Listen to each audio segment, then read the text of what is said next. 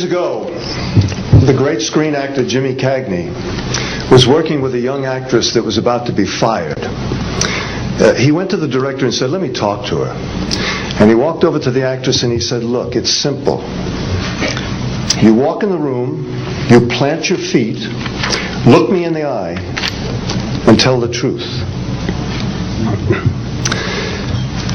The logo of the X-Files is "The truth is out there."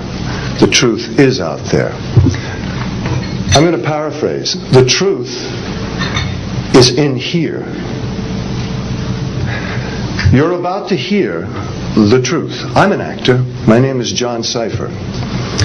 For 7 years, I walked through the door, planted my feet, and tried to tell the truth as Chief Daniels on Hill Street Blues, as General Craig on the hit sitcom Major Dad. I was 2 years on Dynasty, year on Knots Landing. I've done 5 afternoon soap operas, 12 Broadway shows, and 20 films.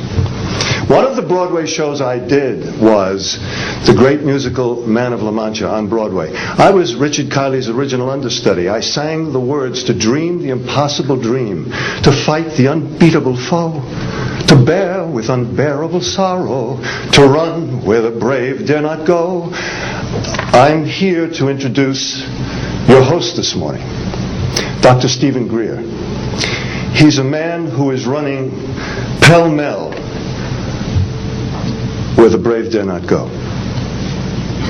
He was an emergency room physician. In fact, the director of emergency medicine at a major hospital in North Carolina. 3 years ago, he sat his wife and his 4 daughters down and said, "I've been doing this part-time, running after the truth, for 7 years now. Now I'm going to do it full-time." He walked away from all that money to pursue the truth. I always think of Hamlet's great line to Horatio, "There are more things between heaven and hell than are dreamed of in your philosophy, Horatio." I'm going to introduce a man who says, there are more things between heaven and hell than any of us have accepted. And I have the witnesses and the documents to prove it. Ladies and gentlemen, Dr. Stephen Greer.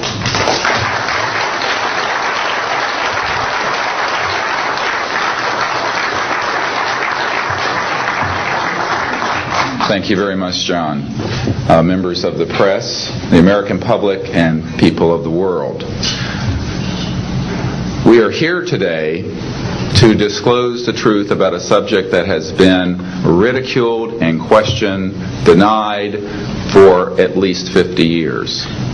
The men and women who are on this stage and the some 350 additional military intelligence witnesses to the so-called UFO matter and extraterrestrial intelligence can prove and will prove that we are not alone.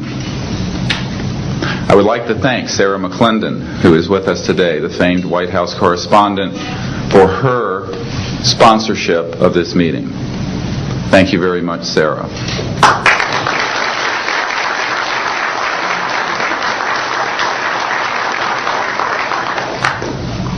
In 1993, a group of military advisors to this project and I met out in the countryside in Virginia.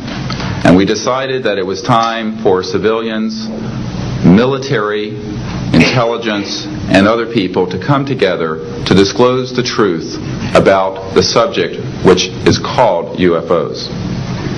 Since that time, I have personally briefed a sitting Director of Central Intelligence, James Woolsey, President Clinton's first CIA director. I have personally briefed the head of the Defense Intelligence Agency, the head of Intelligence Joint Staff, members of the Senate Intelligence Committee, many members of Congress, members of the European leadership, the Japanese cabinet, and others. And what I have found is that none of them are surprised that this is true, but they are uniformly horrified that they have not had access to these projects. We can establish through these witnesses whom we have identified, which now number over 400, and these are people who have been inside the CIA, NSA, NRO, Air Force, Navy, Marines, Army, all divisions of the intelligence and military community, as well as corporate witnesses, contractors to the government.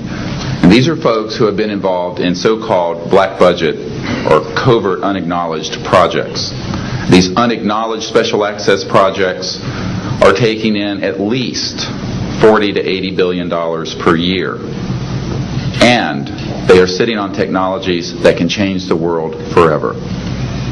The reason we are coming forward now is that we are asking for the U.S. Congress and for President Bush to move towards an official inquiry and disclosure on this subject.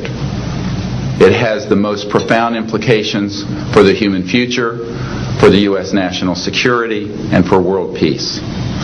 Specifically, technologies connected to UFO and extraterrestrial vehicles, if declassified and used for peaceful energy generation and propulsion, would solve the looming energy crisis definitively, would end global warming, would correct the environmental challenges that the Earth is facing.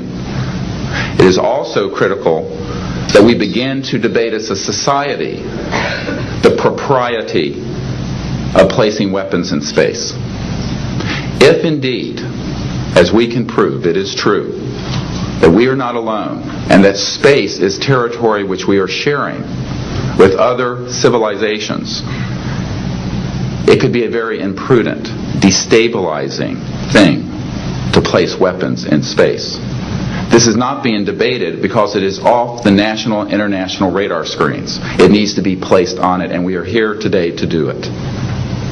We can establish through this testimony that these objects of extraterrestrial origin have been tracked on radar going thousands of miles per hour, stopping and making right-hand turns. That they use anti-gravity propulsion systems, which we have already figured out how they work in classified projects in the United States, Great Britain, and elsewhere. That these objects have landed on terra firma, at times have been disabled, and have been retrieved specifically by teams within the United States, that extraterrestrial life forms have been retrieved, and their vehicles have been taken and studied thoroughly for at least 50 years. We can prove through the testimony and documents that we will be presenting that this subject has been hidden from members of Congress and at least 2 administrations that we are aware of, presidential administrations, and that the Constitution of the United States has been subverted by the growing power of these classified projects, and that this is a danger to the national security. There is no evidence, I wish to emphasize, that these life forms from elsewhere are hostile towards us. But there is a great deal of evidence that they are concerned with our hostility.